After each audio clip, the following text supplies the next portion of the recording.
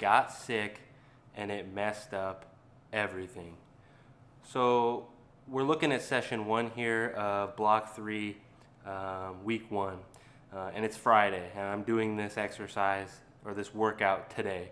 And this workout was supposed to be done on Monday, ideally, but last Wednesday, so I guess about 9 days ago, started feeling sick, and it's just kind of been this mild sickness, and it's kind of lasted until today. So I'm finally getting session number 1 in, and hopefully I'm coming out on the other side. So as you guys know, block 3, I'm real excited for it. Basic strength. You're looking at 5 sets of 3 at 85%. So for me, that's 190 pounds, and I'm knocking out 3 reps for 5 sets, taking about 3 minutes rest in between at least, if not more. And then I unrack my 1 rep max. Here in a minute, I'll unrack the 1 rep max, hold it for 15 seconds, and then each of these workouts, so my bench, my squat, each week, again, I'm at 85%. I'll attempt to add between 5 and 10 pounds. So next week, I'll probably be at 195 pounds. And then on my squat this week is 215, and next week I'll attempt to hop it up to 225. And then there's a little bit of assistance work, which is really just low intensity beach muscle, trying to get a little stimulus, stimulate a little hypertrophy. So really the deal here with this block of training is, as it relates to the last block of training, if you look at the primary sets, so my major barbell movements, in block 3 here, the weekly volume of those sets, so I'll get about 20 sets of primary work, whereas in block 2 and in block 1, I had only 9 sets. So from 9 sets to 20 sets, a lot more volume in the barbell lifts, just really trying to get the body accustomed to pushing more weight, and then just really priming the nervous system to be able to express max strength here in block 4. Now, when we look at assistance work, again, a lot less assistance work in block 3.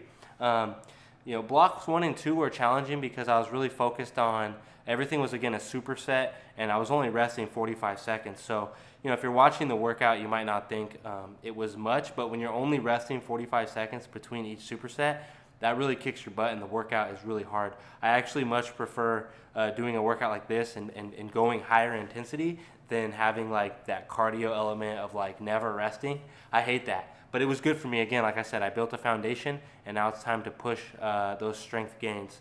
So assistance work in phases 1 and 2. Well, in phase 1, you remember it was far down, but in phase 2, we were looking at 36 sets a week. And then here in block 3, like in week 1, it's only 20 sets. So you're going from 36 sets of assistance work to 20 sets. So as you can see, the primary volume has gone up, the assistance work has gone way down, and there's just this big focus on strength. And I really like adding that element, that 1 rep max, unracking and holding that weight to just kind of get your body familiar with what that weight feels like. And that's kind of acting as my primary core exercise, because you're going to unrack that weight and just hold it as long as possible. And like I was saying, I really hope that doing this workout today doesn't prolong this sickness that I've had. I should also mention the whole family was sick. We all got COVID tested last week, and everybody came back negative. So I'm not sure what's going on, but it's lingered way longer than I wanted it to. You're hoping it's like a couple days, but it's been over a week now. And of course, I did do. It was good that it was on my deload week because the intensity was down a bit. But I did finish my deload training throughout the week on days where I didn't feel too bad, and that might have played a role. And again, I'm hoping that doing this workout today doesn't. I'm hoping I'm on the other side, right? Drinking a bunch of water, eating good, and hopefully that's in the past, and we can just move forward here.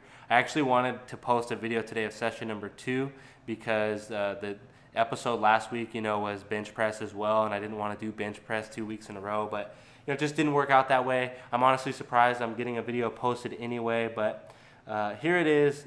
We got block 3. Super excited to be hitting these weights again. Intensity is up higher, reps are going to be low, and we're going to be increasing the weight each week. The reps are going to stay the same, weight's going to go up each week, and I'm incorporating, as you can see, some Olympic lifts on sessions 3 and 4. That's another major change. Phases 1 and 2, only 3 workouts per week.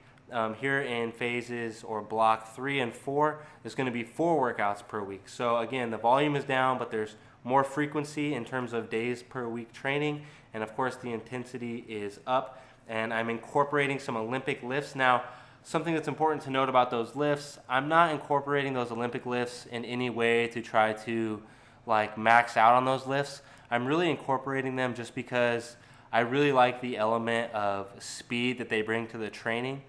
So if you're like lifting super heavy, if we're looking at the strength velocity curve, when you're lifting heavy weights, your speed is relatively low.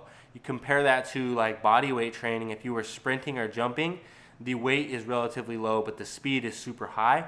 And really what Olympic lifting does in regards to that is it kind of bridges that gap where you're taking at least some type of weight, so it's higher than body weight, and you're moving it extremely fast. And when you start expressing power in your body, that really helps.